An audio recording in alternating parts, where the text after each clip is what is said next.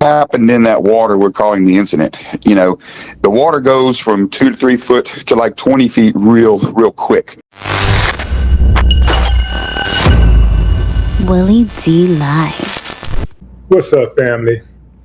The body of 18-year-old Nolan Wells was actually discovered by a National Park Service agent, though the United Cajun Navy heavily assisted in the extensive search.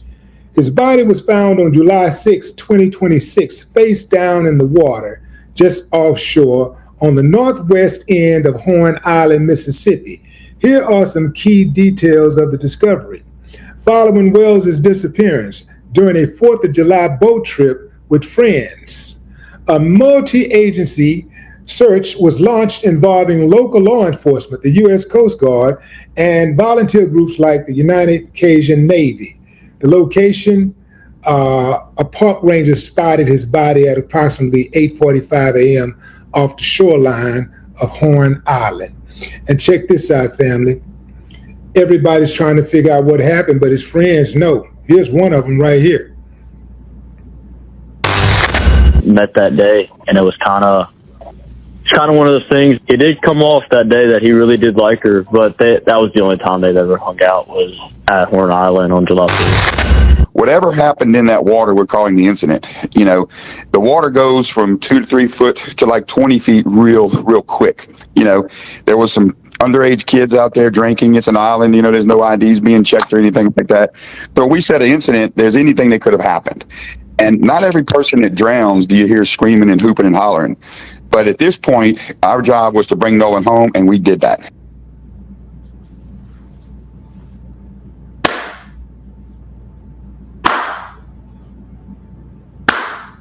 You did, man. Y'all get credit for that. Y'all get credit for that. But still, questions remain. How did Nolan's body end up on that island? You can see, if you can take a look there on the island, fam, the people down there, they're very small, but there's a group of people. That's where Nolan's body was discovered. We'll take a look at that again. You see a group of people like just to the left of your screen at the bottom, and it's coming up. Here we go. Just it's hard to see, but you can see a crowd gathered right there. Boom. Let's go back right there. People right there, almost in the middle of the screen, but toward the bottom. And that's where Nolan's body was discovered. Now, I want to send a shout out to all of the people out there that were searching for his body, because it was a group effort. You know, it was all hands on deck. So we do appreciate that. But now it's time to get down to who did it. Exactly who did it. We know his friends did it. We know that. I know some of y'all saying, "How you know you was there?" Mother, I know history. I know Mississippi's history. And Mississippi got a foul history. And there you have it right there, fam. I'm going to take this off the screen, but look, it's one thing to find the body, right? They found his body. We knew that they had killed him when we first heard about it. When we first heard that he went missing after hanging out with 4 of his white friends, we knew he was dead. We knew that, right? But then comes the confirmation. And then comes the inconsistency in the stories. You got Katie girl saying that he went with his friends to hang out with his friends back on the boat. The friends back on the boat saying, "Oh, we last saw him with Katie." And so, but he may have taken off. He said he was going to get a ride back with some friends. Well, what friends? Who are these mysterious friends? They say, well, he drowned. Okay, he drowned. Who saw him drown? How did he drown? If he was hanging around all of these people, it's July 4th. It's people everywhere. I don't even go outside, but I was outside on July 4th. In fact, we had a family reunion, so that's why I was outside. That's what I was doing. But people get out. It was millions of people out on 4th of July, especially at beaches, right? At beaches, islands, packed. People drinking, people having a good time. All of those people, and nobody saw what happened. Nobody saw him slip and fall. Nobody saw somebody punch on him and push him off the boat or nothing. Nobody saw nothing. Man, if you bet, man, look, let me tell you something, fam. I was born in the morning, but not this morning. You dig? They absolutely did something to that boy. Now, the park ranger said that when he found the body, that it didn't have any obvious signs of bruising, right? No obvious signs of trauma. But he is a park ranger, right? And who knows? Perhaps he's in Mississippi on top of everything. So perhaps, just perhaps, I ain't saying for sure, but perhaps he knows something that we don't know. Perhaps he got connections with the family. Perhaps he's just one of them good old boys looking out for some more good old boys. You dig? It happens way more frequently than you would like to admit. It happens. I'm a realist. Mississippi is crud. Mississippi is the bottom of the American shoe.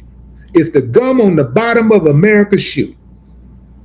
Mississippi is trash. The people who live there, who run it, I'm not saying all of the people, because the people who, many of the people who ain't got no say in the politics and stuff, ain't nothing, only thing they can do is get the hell up out of there. But the ones who run it, from law enforcement to the judicial system, to the prisons, to the schools, man, they are backwards. They are Neanderthals. And if you go to Mississippi, you will see, you may see some a cosmopolitan area in some cities or whatever, but that's structural. When it comes to the mentality, the mind, the psyche, these people are stuck in the 1700s. Yeah, and they got that mentality that black people should be owned. Yeah, not befriend. Yeah, that's their mentality. They really think they have the power to take black life, and they should be entitled to do that. They should be entitled to harm black bodies. That's what they believe. Some of them operate in a way that it is a rite of passage to kill black people. Now, this is what I want y'all to understand. Nolan had a phone. They say Nolan left his phone on the boat. Now, we all know teenagers don't leave their phones nowhere. I was recently on a boat. Last time I was on a boat a couple of years ago, and I had my phone on me the entire time, because what if something happens? Just what if something, that phone don't do me no good on land. And in fact, everybody I know had their phone on them on the boat. So, okay, let's say you want to swim. You take your phone off your person, and then you jump on in the water. I seriously doubt that Nolan jumped off in some water and left his phone behind. I seriously doubt that. I seriously doubt that he jumped on another boat and left his phone on another boat. It don't even make sense. And now they're saying that somebody deleted his messages, his friends deleted his messages, wiped his phone after he was killed. After the body was discovered, they wiped the phone clean. Can you say cover up? Can you say guilty, my friend? Oh yeah, they are guilty as sin. And I'm talking about guilty as Sin City. Yeah. I don't trust none of them. They're all interconnected. Everybody from the judge to the prosecutor to the fire chief to the fire captain to the educators and some of them people on them search teams. I can't say which one, but it's Mississippi. And I do know that most people that live in Mississippi that are white are racist. And here's the thing. If you're not racist, if you're not down with the program, you hang out with them. You kick it with them. Yeah. You might not use the N-word, but you ain't stopping them from using it. Silence is complicit. Yeah, man. Silence is complicit. That means that if you see something, hear something, and don't say something, do something, you approve of it. And you can't tell me no different. But what say you, fam? Drop a comment. I'd love to hear your thoughts. No more talk.